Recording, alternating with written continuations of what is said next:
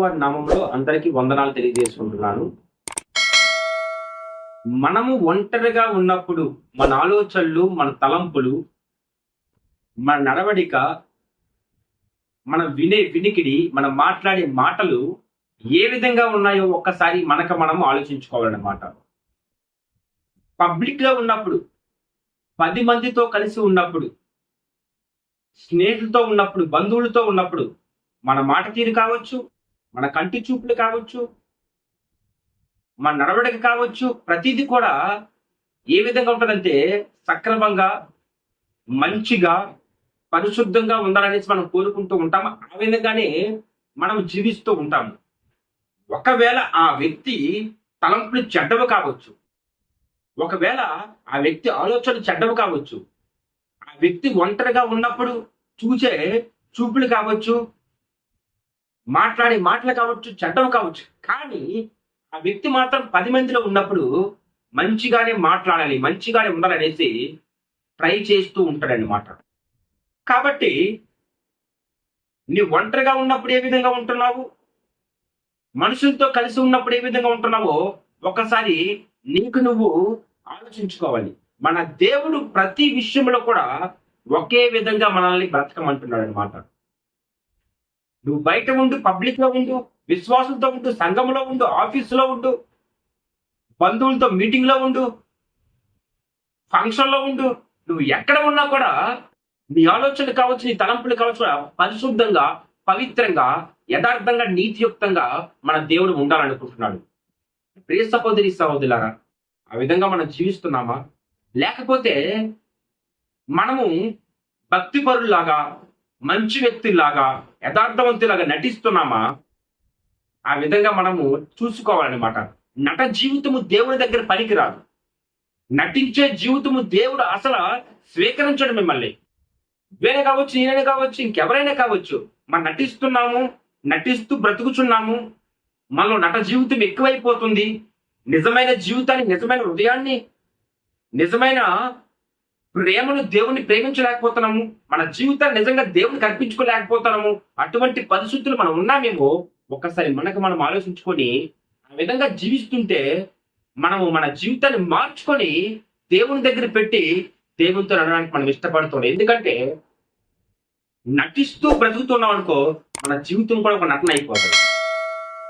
మన జీవితం ఒక నటన అయిపోతుంది. ప్రతిసారి ఎవడైతే నటిస్తూ బ్రతుకుతున్నాడో వాడు అబద్ధ మాటలు మాట్లాడుతూ ఉంటాడు, అక్రమ సంబంధాలు పెట్టుకుంటాడు, విభచారిస్తాడు, దొంగతనం చేస్తాడు, విగ్రహారాధన చేస్తాడు.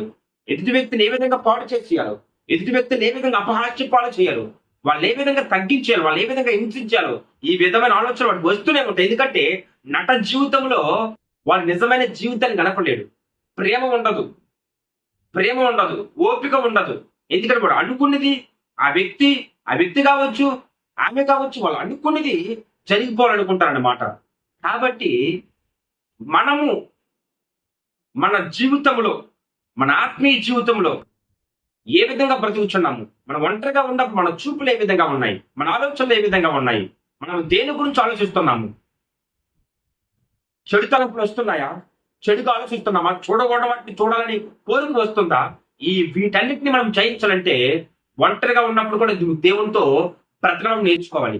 ఏ విధంగా దేవునితో బ్రతకడం నేర్చుకోవాలి? నేను ఒంటరిగా ఉన్నాను, ఈ తలంపులు వస్తున్నాయి అన్నప్పుడు వెంటనే మోకరించి ప్రార్థించాలి. లేకపోతే దేవుడి వాక్యాన్ని చదవాలి. లేకపోతే ఆ ప్రదేశం నుంచి బయటకు వెళ్ళిపోయి విశ్వాసులతో కావచ్చు, వ్యక్తులతో కావచ్చు మాట్లాడము, లేకపోతే ఏదైనా వేరే పని చూసుకోవడము, ఇటువంటివి నేర్చుకోవడానికి మనము తప్పిస్తూ ఉండాలి. అప్పుడే ఈ చెడ్డ ఆలోచనలో నుంచి, ఈ చెడ్డ చూపులో నుంచి మనము బయటపడి. ఎందుకంటే నీ హృదయ ఆలోచనలు పాడైపోయి, నీ తలంపులు పాడైపోయినా నువ్వు పాపము చేసినట్టే. దేవుని వాక్యం ఏం చెప్తుంది? నీ హృదయపూర్వకంగా ఎదుటి వ్యక్తిని నువ్వు మోహపు చూపు చూసి నీ హృదయంలో నువ్వు ఆ విధంగా అనుకుంటే నీ హృదయానుసారంగా నువ్వు ఆ వ్యక్తిని వ్యభిచారం చేసినట్లు అనేసి దేవుని వాక్యం చదువుతుంది. కాబట్టి మన దేవుడు మళ్ళా చెప్తున్నాను, ప్రభు అయిన యేసుక్రీస్తు వారు పాపంతో రాజీ పడే వ్యక్తి కాదు. అది చిన్న పాపమే కదా, చిన్నగా ఆలోచించుకోవాలి కదా, నా శరీరంతో నేను చేయలేదు కదా, నా నోటి మాటలతో అనలేదు కదా, నా అటువంటి మార్గంలో నువ్వు వెళ్ళలేదు కదా, ఆలోచిస్తే ఏముంది, తలంపులే కదా అని నువ్వు ఆ విధంగా ఉండొచ్చు. కానీ ఆ తలంపులే పాపం పని చేయడానికి నిన్ను తోడ్పడుతూ ఉంటది అనమాట. ఆ తలంపులే నీకు ఆ పాప పని చెయ్యు, ఆ పాపంలో ఉండు, పర్వాలేదు ఏమైపోద్ది అనేది నీ శరీరాన్ని, నీ తలంపులను, నీ మార్గం అన్నింటినీ కూడా పాడు చేసి నేను నాశనంలోకి నడిపించేస్తాయి. నా ప్రియ సహోదరి సహోదరులారా, ఎందుకంటే ప్రతి విషయంలో దేవుని మీద ఆధారపడడం నేర్చుకోవాలి. ప్రతిది కూడా దేవునికి అర్పించుకోవడం నేర్చుకోవాలి.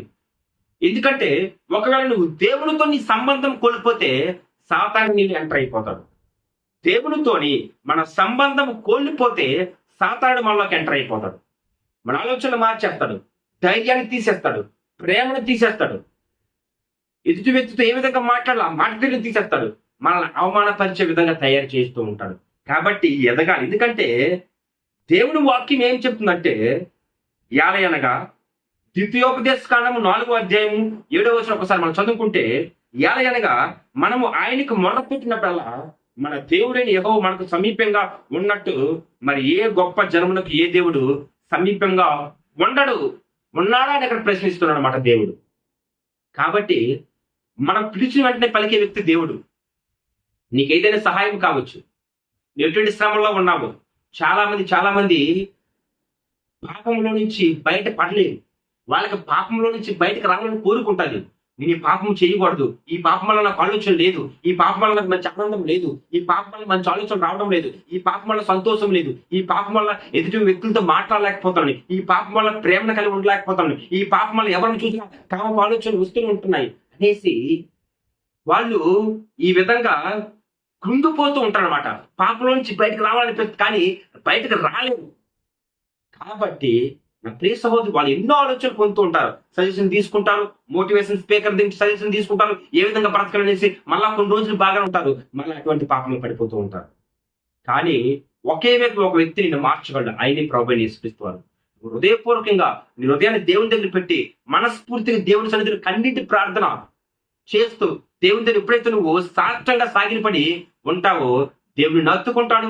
ఏ పాపంలో నుంచి నువ్వు బాధపడుతున్నావో, ఎటువంటి తలంపులు నీ వేధిస్తున్నాయో, ఎటువంటి శ్రమలు నిన్ను కృంగదీస్తున్నాయో వాటన్నిటిలో నుంచి దేవుడు మనల్ని బయటికి రప్పించగలుగుతాడు. కాబట్టి ఏ దేవుడు కూడా నీకు సహాయం చేయడు, ఒకటి ప్రభువైన యేసుక్రీస్తు వారు మాత్రమే.